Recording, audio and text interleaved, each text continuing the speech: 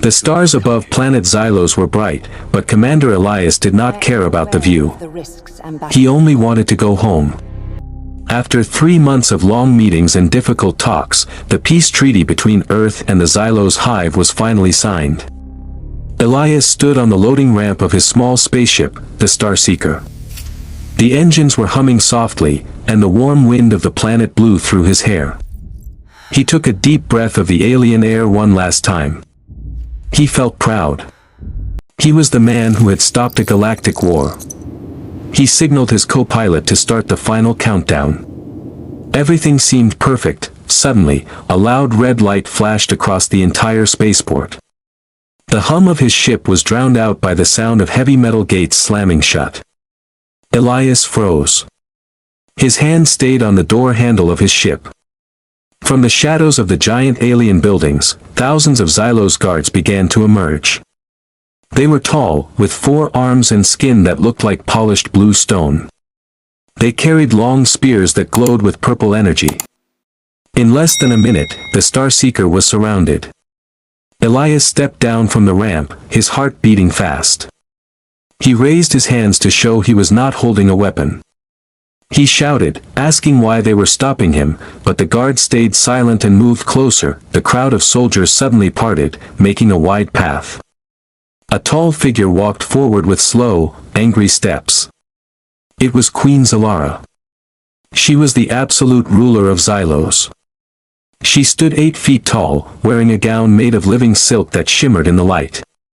Usually, her eyes were a calm gold, but today, they were a burning, fiery red. Her face, which was usually beautiful and frozen like a statue, was twisted in a look of pure rage. Elias felt a cold shiver run down his back. He had met the Queen many times during the peace talks, but he had never seen her look this dangerous. Queen Zalara stopped just a few feet away from Elias. The air around her felt heavy and hot. Elias tried to speak with a steady voice. He told her that the peace treaty was finished and that he had permission to leave. He reminded her that they were now allies. But the Queen did not look like an ally. She looked like a predator watching its prey. She reached out and pointed a long, sharp claw directly at his chest. Her voice was low and shaking with emotion. She told him that he was a thief and a liar. She said that he had committed a crime so great that no treaty could protect him. Elias was completely confused. He had followed every rule of their culture. He had been respectful during every ceremony. He told the Queen that he did not understand. He asked her what he had stolen. He told her he was only taking his ship and his personal items. The Queen took a step closer, her face almost touching his. She hissed that he had stolen the future of her entire race. She said that the hive was now in danger because of what he had done in secret. The guards behind her hummed a low, angry sound in their throats, waiting for her command to attack. Elias tried to think back to the bonding ceremony they had held 2 nights ago. It was a traditional Xylos ritual to celebrate the peace. They had sat in a circle and touched hands while a strange blue gas filled the room. It was supposed to be a neural link where their minds shared peaceful thoughts. Elias remembered feeling a strange heat in his body during the link, but he thought it was just the alien atmosphere. He told the Queen that the ceremony was her idea. He said he only did what her priests told him to do. He thought it was just a symbolic handshake between 2 worlds. The Queen let out a sharp, bitter laugh. She told him that for humans, things might be symbolic, but for the Xylos, biology is everything. She placed a hand over her own stomach, and for a second, her skin glowed with a soft, golden light that was not there before. She looked him in the eyes and spoke words that made the world spin for Elias. She told him that his human DNA was too strong and too aggressive. She said that during the mind link, his essence had crossed over into her body. Then, she shouted the final shock, "You impregnated me, human." The silence that followed was terrifying. Elias felt like he couldn't breathe. He looked at the Queen's stomach and then back at her angry face. A human-alien hybrid? It was impossible, yet she was standing there as living proof. Before he could say a single word to defend himself, the queen turned her back to him. She gave a sharp command to her guards. "Take him to the high spire," she ordered. "He will never see the sky of Earth again. He belongs to the hive now." Four large guards grabbed Elias by the arms. As they dragged him away from his ship, the screen of his life seemed to fade into a dark, uncertain future. The high spire was not like a human prison. There were no metal bars or dark damp walls. Instead, Elias was trapped in a room made of glowing white crystal. The walls moved like liquid, and the floor felt soft like moss. From the giant windows, he could see his ship, the Starseeker, being pulled apart by giant mechanical claws. His heart sank. He was truly stuck on Xylos, a planet millions of miles away from Earth.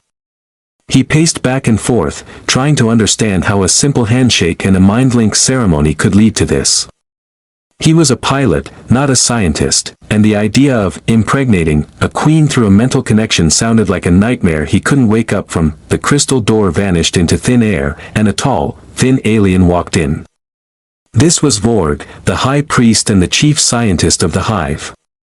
Unlike the guards, Vorg wore long silver robes and had 3 eyes that moved independently. He carried a floating tablet that showed glowing DNA strands. Vorg did not look angry like the queen, he looked fascinated. He told Elias to sit down because he needed to explain the biological disaster that had occurred. Elias sat, his hands shaking. He asked how this was possible. He reminded Vorg that humans and Xylos were completely different species. They didn't even breathe the same air without filters. Vorg explained that the Xylos did not reproduce like humans. They were beings of energy and code. Usually, a queen would choose a genetic core from their own kind to create a new heir. But the neural link ceremony was designed to mix peaceful thoughts. When Elias touched the queen's hand and joined his mind with hers, something went wrong.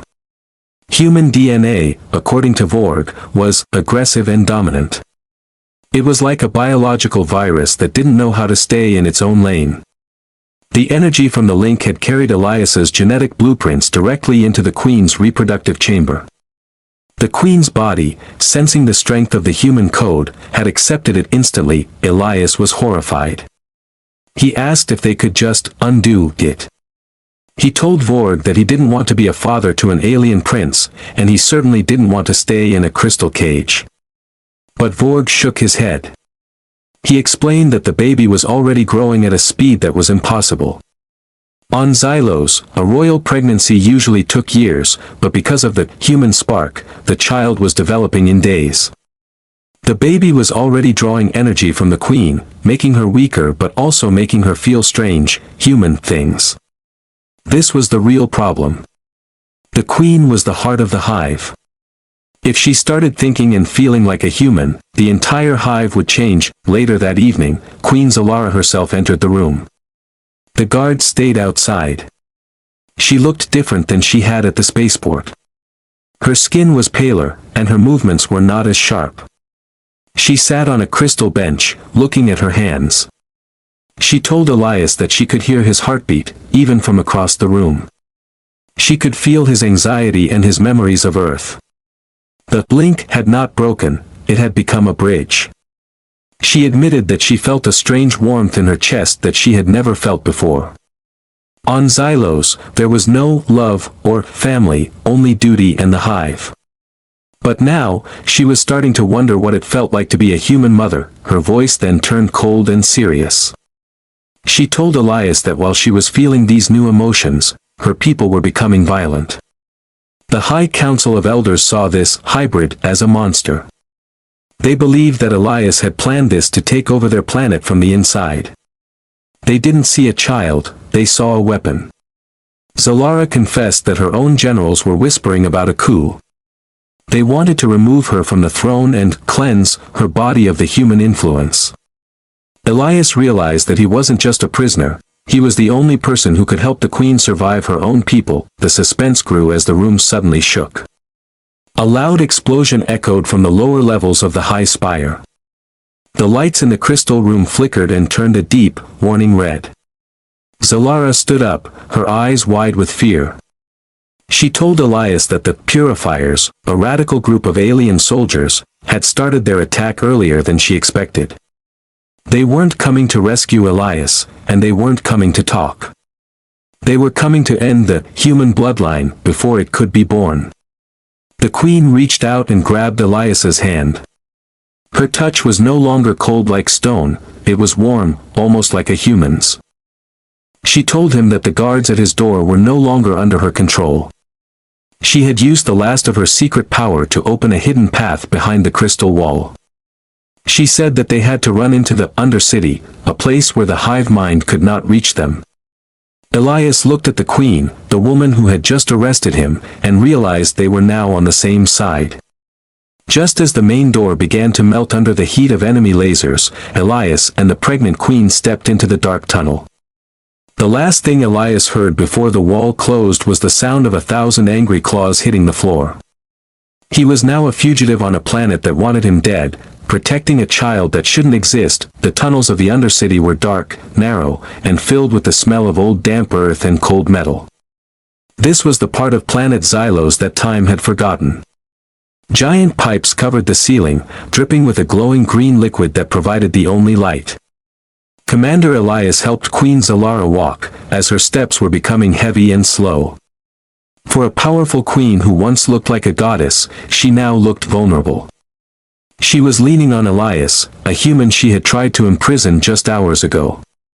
Every time her shoulder touched his, Elias felt a small spark of electricity. The neural link was still active, and he could feel her fear as if it were his own. They reached a hidden chamber filled with ancient, broken machinery. Elias checked the entrance and used a piece of metal to lock the heavy door from the inside.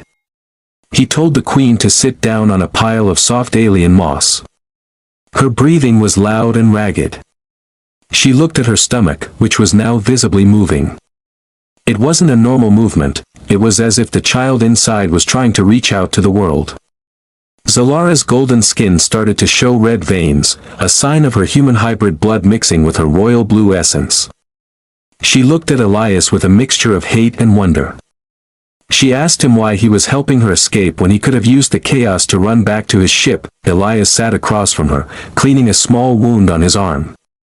He spoke in a soft, calm voice. He explained that on Earth, humans have a rule: you don't leave anyone behind, especially not a mother and a child. He told her that even though he didn't plan for this to happen, he felt responsible.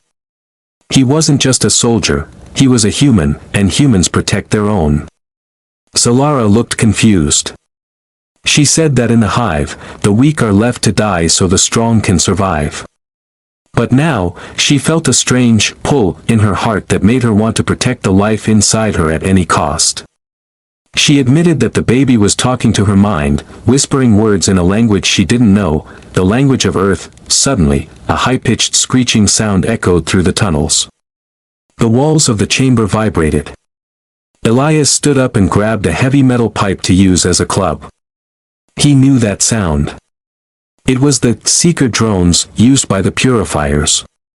These drones were designed to sniff out genetic traces. Because the baby had Elias's human DNA, the drones could track them easily. The red light of a scanner began to peek through the cracks in the door. They were trapped. The Purifiers were not just soldiers, they were elite hunters who had sworn to keep the Xylos bloodline pure. If they found the Queen with a human, they would kill them both and call it an accident. Zalara tried to stand up, but a sharp pain made her gasp and fall back. She cried out, not in anger, but in pain. As she did, a wave of golden energy exploded from her body. It hit the walls and pushed back the drones outside. Elias watched in shock as the machinery in the room started to turn on by itself. The baby was reacting to the danger. The hybrid child was using the Queen's power and Elias's survival instinct to defend itself.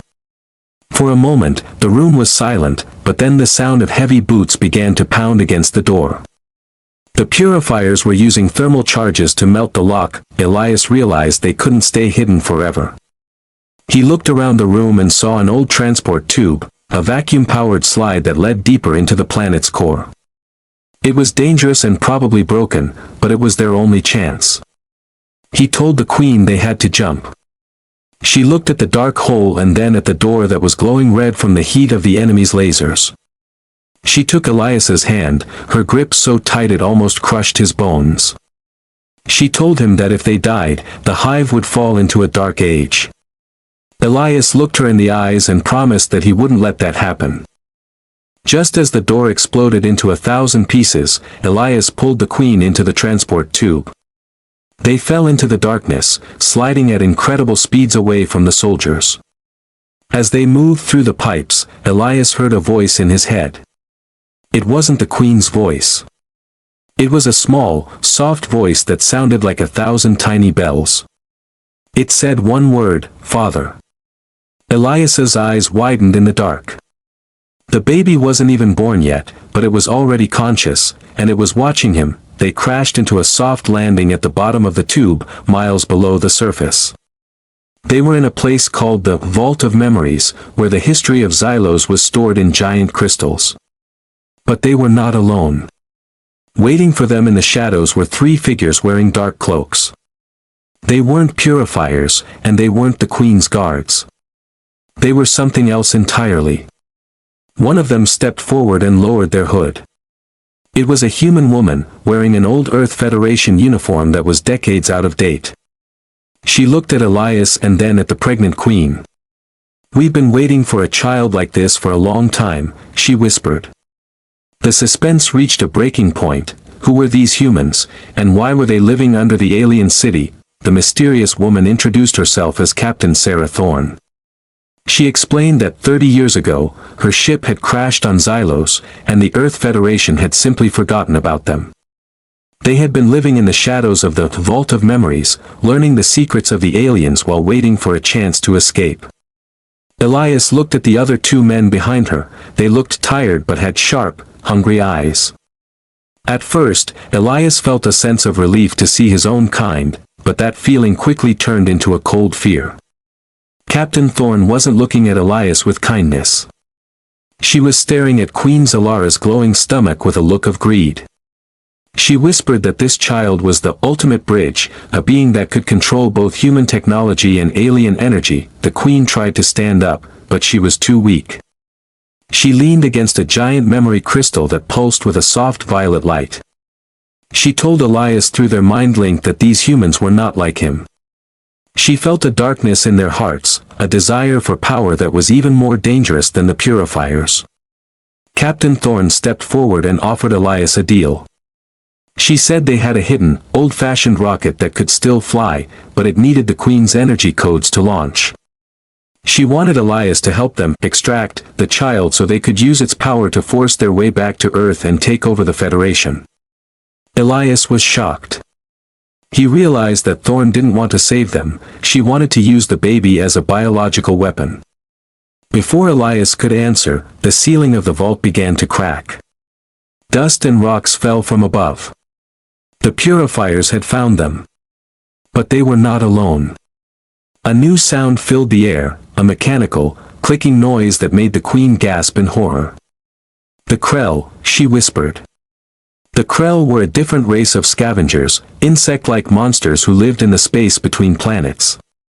They had heard the news of the hybrid baby and wanted it for their own hive. Suddenly, the walls exploded.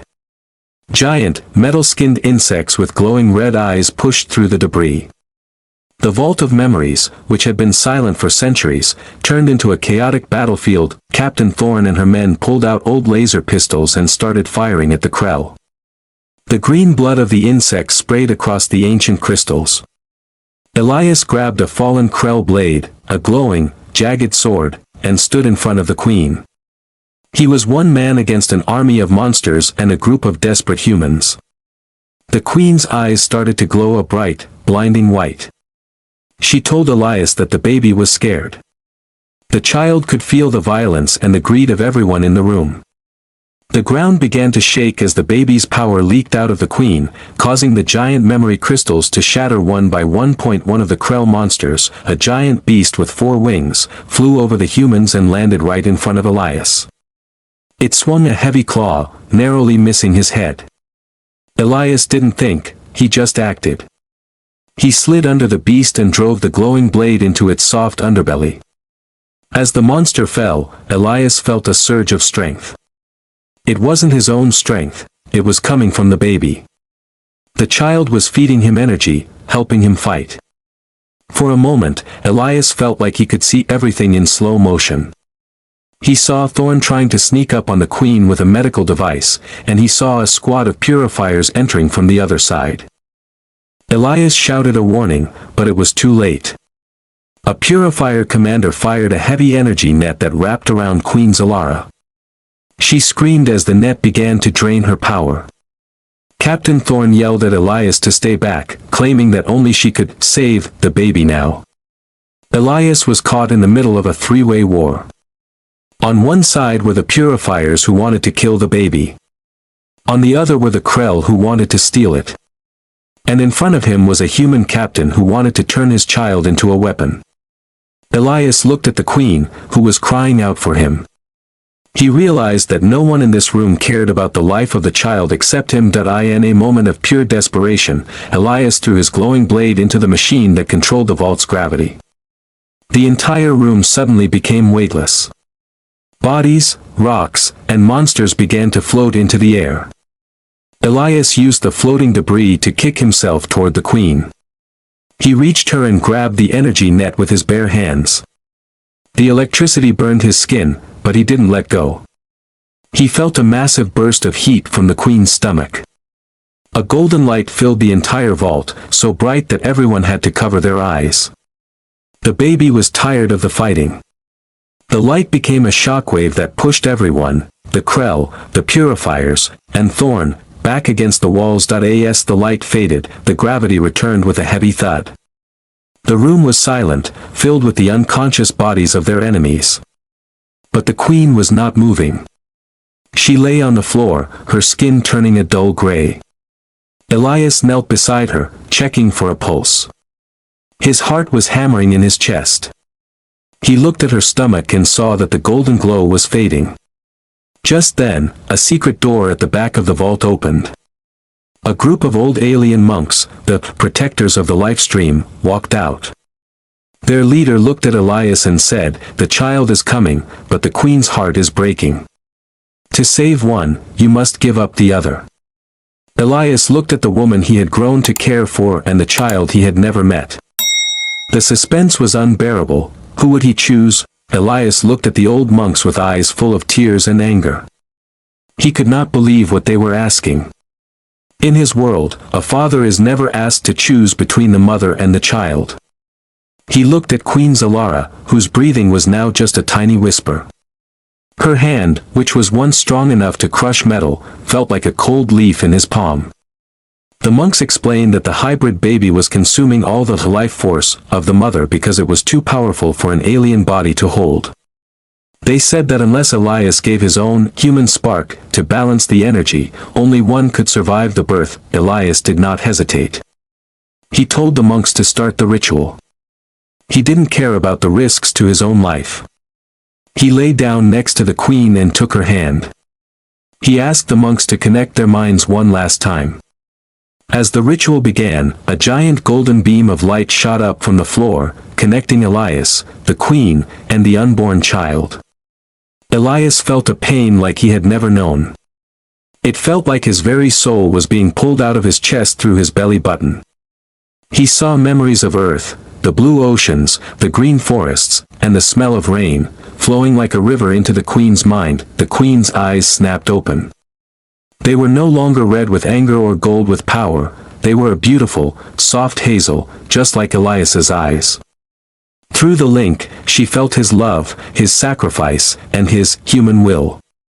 She realized that humans were not aggressive because they wanted to destroy, they were aggressive because they wanted to protect what they loved. This realization changed her completely.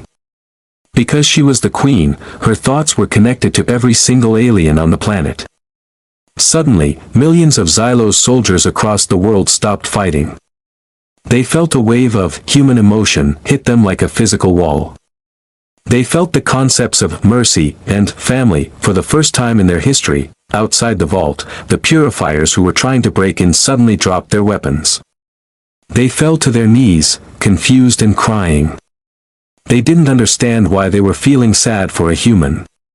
The hive mind was being rewritten.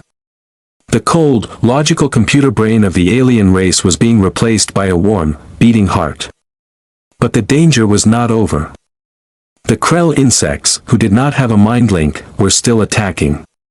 They didn't care about emotions, they only wanted to eat.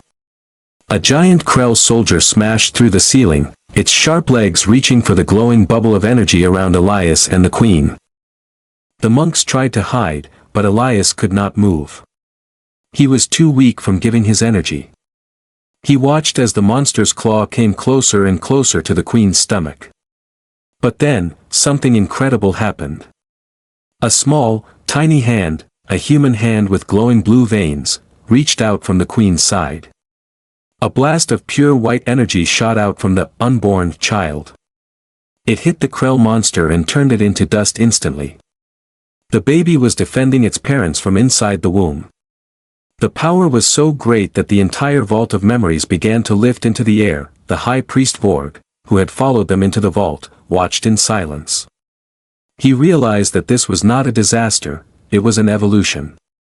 He saw that the human DNA had given the Xylos race something they had lost millions of years ago, a soul.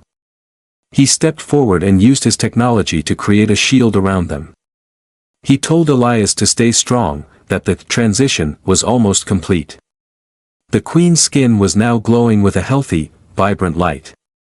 She looked younger and stronger than ever before. She looked at Elias and whispered his name, not as a prisoner, but as her equal. Just as the sun began to rise over the planet Xylos, the golden light in the vault reached its peak. A sound like 1,000 trumpets filled the air. It was the song of the hive, but the melody had changed. It was no longer a song of war, it was a song of birth. The Queen let out a final, powerful cry, and the room was filled with a scent like jasmine and ozone. The hybrid was coming, and the planet was holding its breath. But at that exact moment, a fleet of Earth Federation warships appeared in the sky above. They saw the energy blast and thought the aliens were attacking Elias. They prepared their planet killer missiles. Elias, gasping for air, looked up at the ceiling. He knew his own people were about to destroy everything he had just worked to save. He had to find a way to stop the humans from the sky and the monsters from the tunnels at the same time.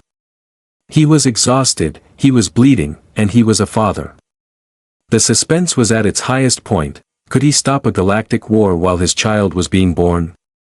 He closed his eyes and tried to use the link to speak to the human ships, praying they would hear a human heart. In the middle of an alien world, the sky above planet Xylos was no longer blue, it was filled with the cold, gray metal of Earth's Federation warships.